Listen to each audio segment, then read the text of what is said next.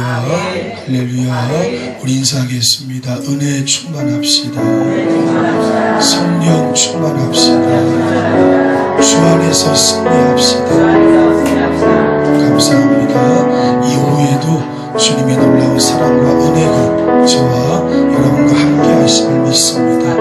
다시 한번 내게 능력 주시는 자 안에서 모든 것 할 수 있음을 믿으시고, 여러분 사업이 어렵고 가정이 어렵고 직장이 어려워도 주님께 맡기면 모든 것 해결하실 줄로 믿습니다. 주님만 바라보며 믿음으로 힘차게 나아가시기 바랍니다. 찬양하겠습니다. 내게 능력 주시는 자 안에서 내가 모든 것을 할 수 있는 어떤 형편과 환경 속에서 내가 만족의 비결 배웠노라. 능력의 주 예수 내 맘에 계시네. 살아계신 주 예수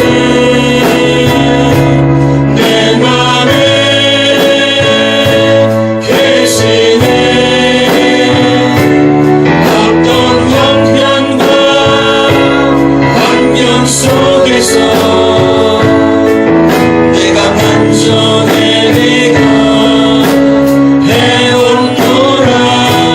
내게 능력 주시는 자 안에서 내가 모든 것을 할 수 있네. 내게 능력 주시는 자 안에서 내가 모든 것을 할 수 있네. 어떤 형편과 환경 속에서 내가 만족의 비결 배웠노라. 능력의 주 예수 내 맘에 계시네. 살아계신 주 예수 내 맘에 계시네. 어떤 형편과 환경 속에서 내가 만족의 비결 배웠노라. 내게 능력 주시는 자 안에서 내가 모든 것을 할 수 있네. 내게 능력 주시는 자 안에서 내가 모든 것을 할 수 있네.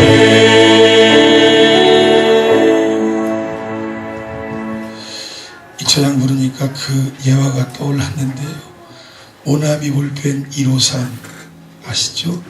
그 회장님이 장로님이신데 개인적으로 사업을 하다가 부도가 날 위기에 처했어요. 모든 게 다, 아이들은 먹고 살아갈 수 있는 돈도 없는, 그가 믿음의 길을 걸었는데 사업을 버려놓고 너무 바쁘니까, 너무 힘들어서 교회를 새까맣게 잊고 살다가 거의 부도 직전에 기도원에 올라갑니다.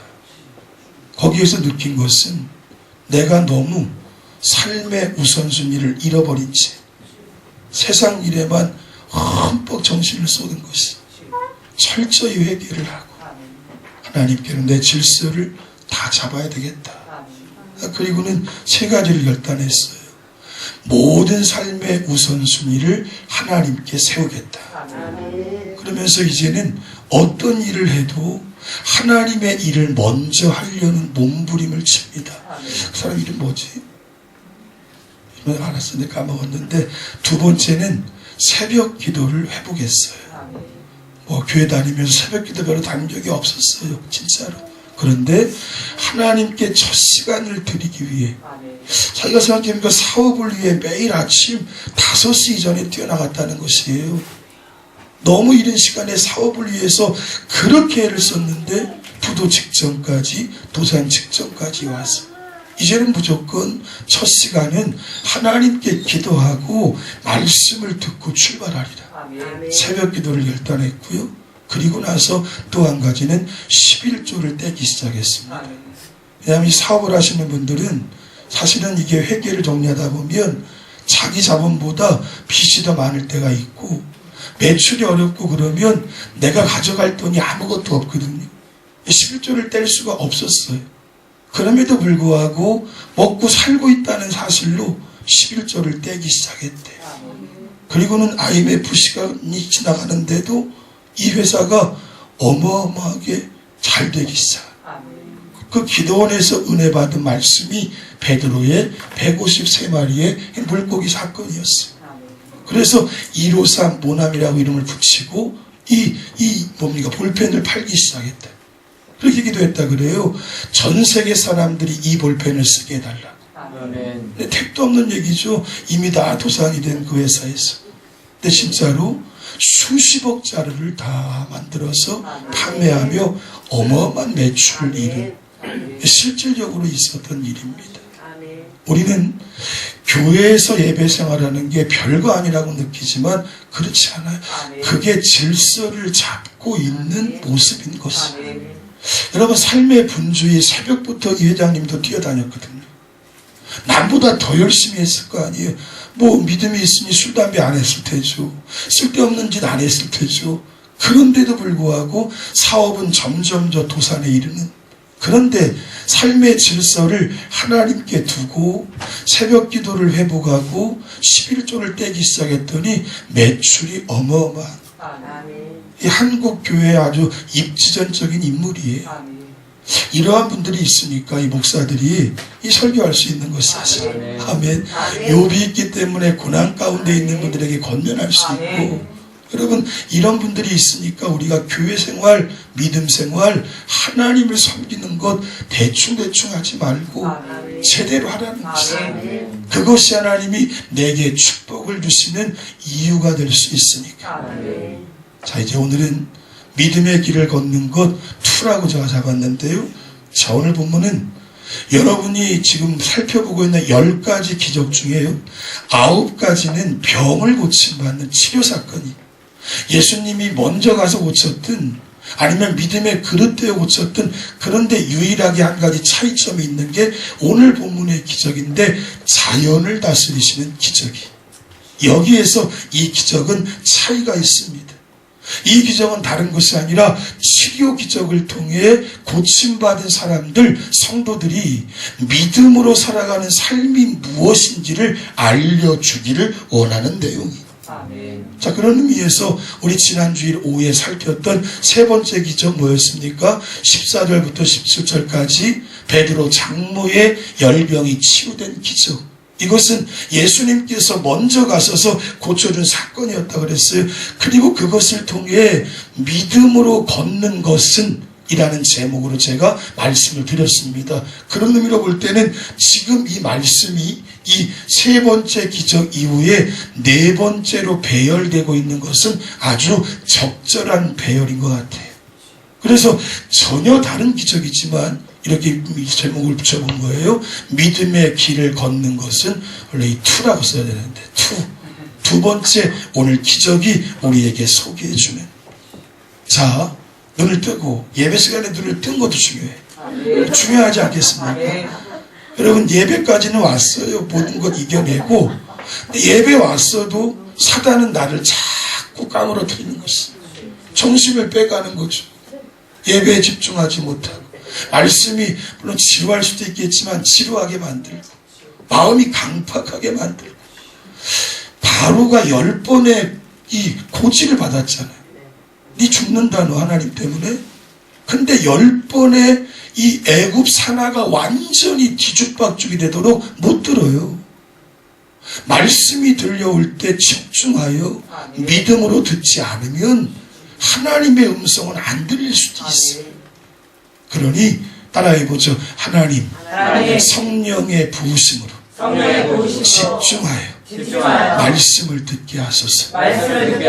지난주 새벽기도 때 봤던 것처럼 지혜자가 계속 그 얘기, 말씀을 주의해서 들어라, 집중해서 들어라, 전념해서 들어라. 그래야만 지혜의 믿음이 너희 안에 생겨진다는 것이에요. 자, 오늘 말씀 속에 우리 지난주 살폈던 말씀은 뭐였습니까? 이 베드로의 장모가 열병이 치료된 사건은 예수님의 자발적인 치료 기적이라 그랬어.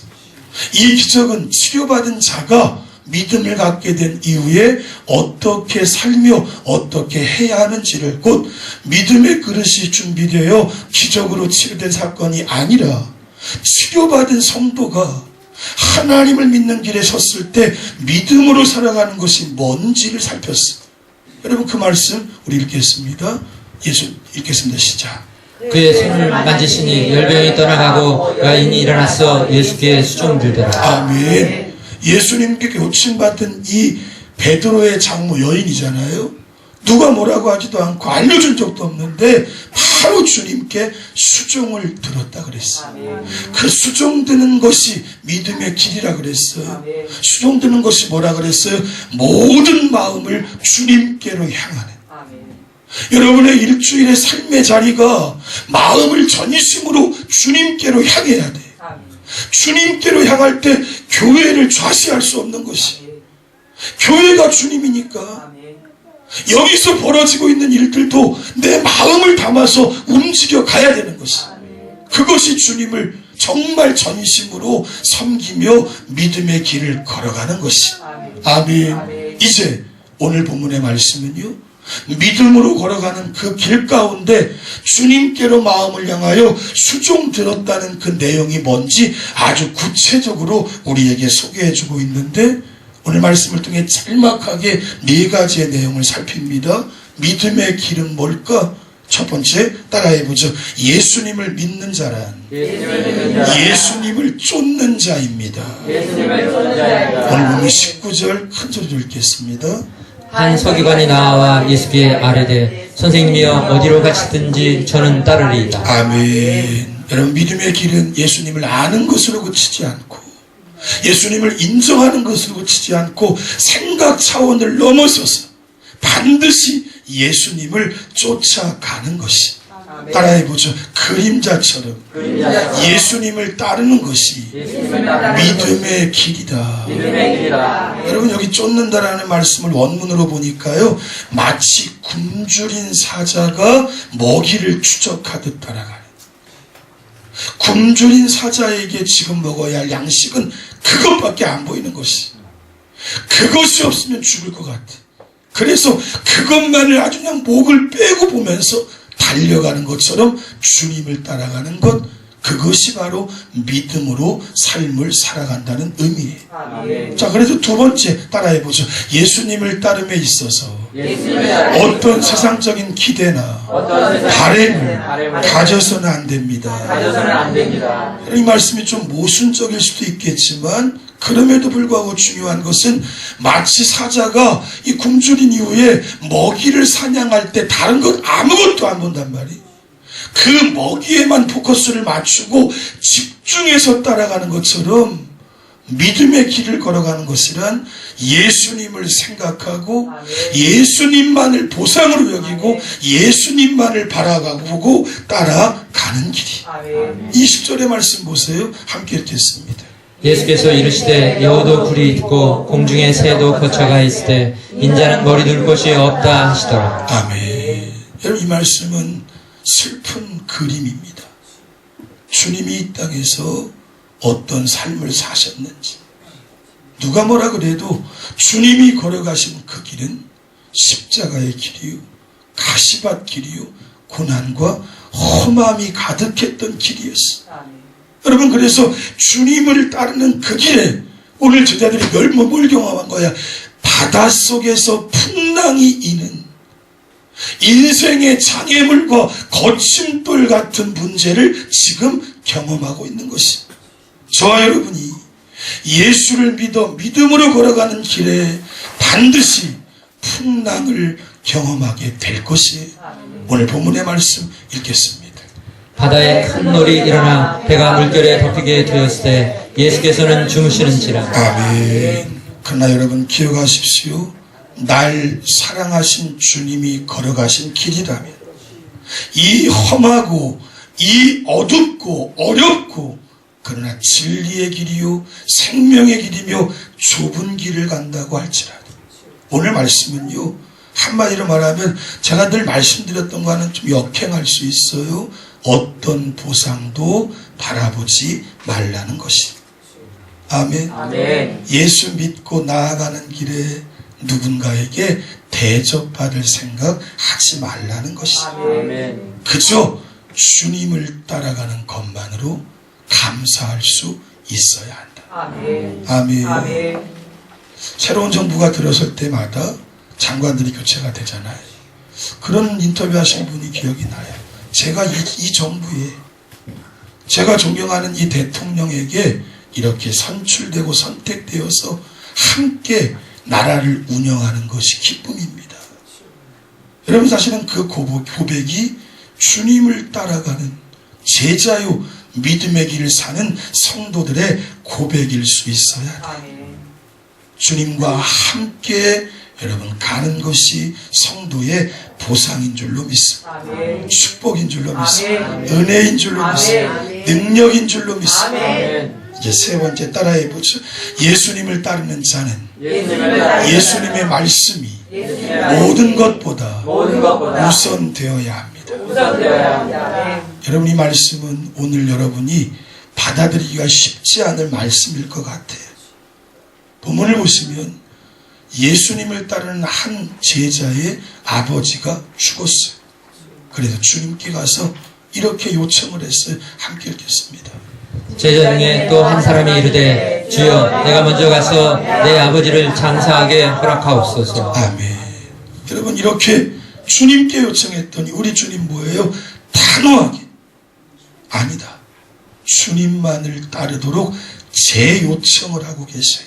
22절 예수께서 이르시되 죽은 자들이 그들의 죽은 자들을 장사하게 하고 너는 나를 따르라 하시니라. 아멘. 이 말씀을 묵상하며 다시 한번 곱씹지만, 인간지사 말이죠, 부모님의 장례보다 더 중요한 일이 어디 있겠어? 이것보다 우선되는 일이 과연 어디 있겠어? 그런데 오늘 여러분, 제 얘기가 아니라 성경이 말하고 있어. 예수님의 제자는 아니라는 것이. 예수님의 제자에게는 예수님을 따르는 일보다 더 우선적인 것은 없어야 한다는 것입니다. 당시에요, 이미 유대인들 가운데 나실인들은 성별이 되었어. 부정한 시체 근처에도 가지 않았어. 그게 뭐냐면 부모의 장례식에 이 나실인들은 참석하지 않았어. 오늘 이 말씀이 성별된 헌신이 주님의 참된 제자가 될 수 있고 그것이 믿음의 길을 걷는 것임을 말해줍니다. 뭐름이 할까요? 따라해보죠. 세상에서 하는 모든 일들은 허무하게 끝나게 될 죽은 일에 불과하다. 이 세상의 모든 일, 이렇게 결론을 내려봅니다. 죽은 일, 죽을 일이 살리는 일이요 생명의 일인 주님을 따르는 일보다 우선될 수는 없다는 것이. 그러나 여러분이 잘 새겨 들으셔야 돼요. 부모님 장례 치르지 말라고 얘기하는 건 아니에요. 우선순위의 싸움, 뭐가 더 소중하고 가치가 있는지를 세울 때, 그것을 세우는 사람들은요, 보상받을 생각하지 말라고 하는데도 하나님은 보상을 주셔요. 이유가 없어요.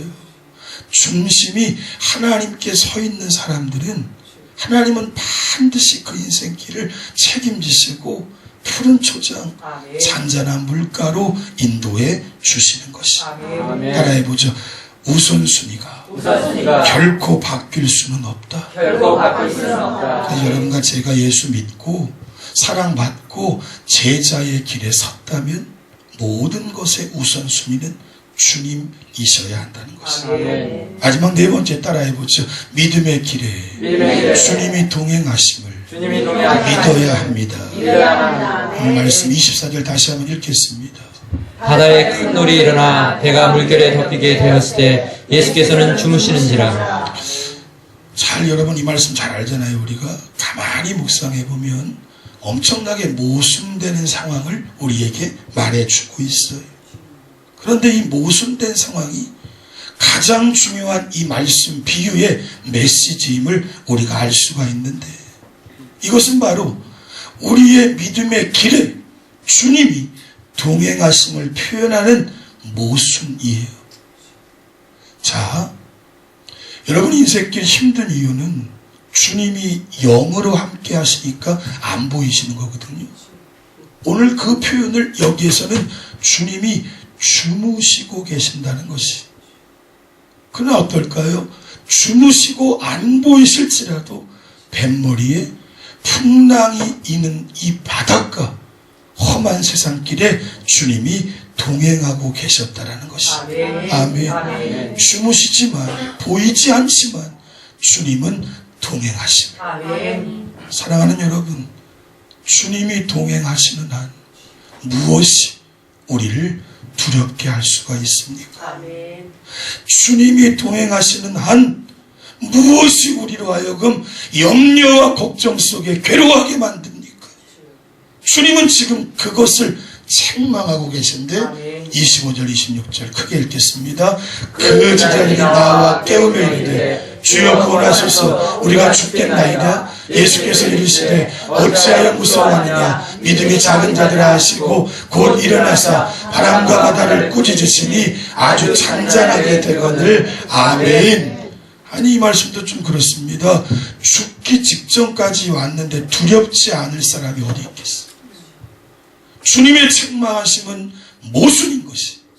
그런데 여기에 역설적인 영적 교훈이 있다라는 것이. 믿음이 적은 자들아.